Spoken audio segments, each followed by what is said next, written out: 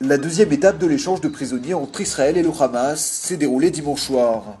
Comme convenu, Israël a libéré 550 nouveaux prisonniers palestiniens, portant en 1027 le nombre de détenus relâchés en échange du soldat Gilad Shalit. Dans les territoires palestiniens, et notamment à Ramallah, une foule immense a envahi les rues pour célébrer le retour des détenus. Le président palestinien Mahmoud Abbas, qui se trouvait en déplacement en Jordanie, n'a cette fois prononcé aucun discours. Parmi les prisonniers relâchés, une quarantaine ont rejoint la bande de Gaza via le point de passage de Kerem Shalom. Réagissant à cette libération, un porte-parole du Hamas a déclaré que l'accord Shalit était désormais achevé. Après 9 mois de violente répression, le pouvoir syrien afficherait-il des premiers signes de faiblesse? Ce lundi, Damas a accepté pour la première fois d'accueillir des observateurs de la Ligue arabe, une décision entérinée par écrit dans un document signé par le vice-ministre syrien des Affaires étrangères. Au Caire, où il se trouve actuellement, Faisal al-Magda a paraphé un protocole d'accord, un document signé également par Ahmed Ben Eli, le secrétaire général adjoint de la Ligue arabe. Une première délégation d'observateurs de la sécurité et des droits de l'homme est attendue en Syrie dans les 72 heures. Cette mesure est présentée comme la première étape du plan de sortie de crise proposé il y a déjà plusieurs semaines par la Ligue arabe. À terme, si le président Bachar el-Assad accepte de coopérer, les sanctions visant son régime pourraient être allégées. Israël renforcerait activement ses capacités de défense maritime.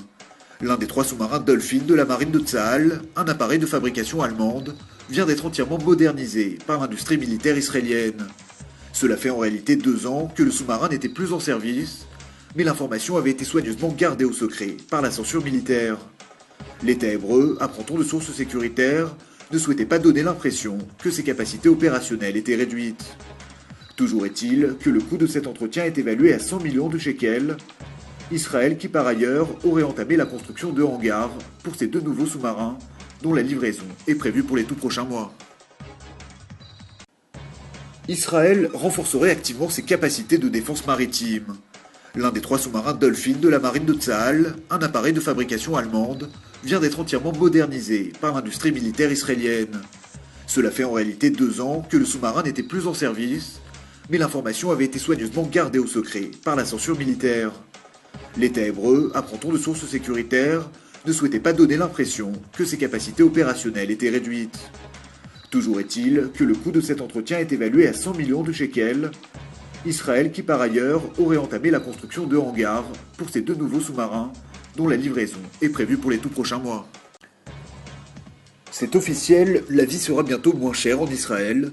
Dimanche, à l'occasion du traditionnel Conseil des ministres, le gouvernement a entériné une série de mesures qui devraient faciliter le quotidien de nombreux Israéliens. Des mesures qui prennent en compte les recommandations de la commission Trachtenberg.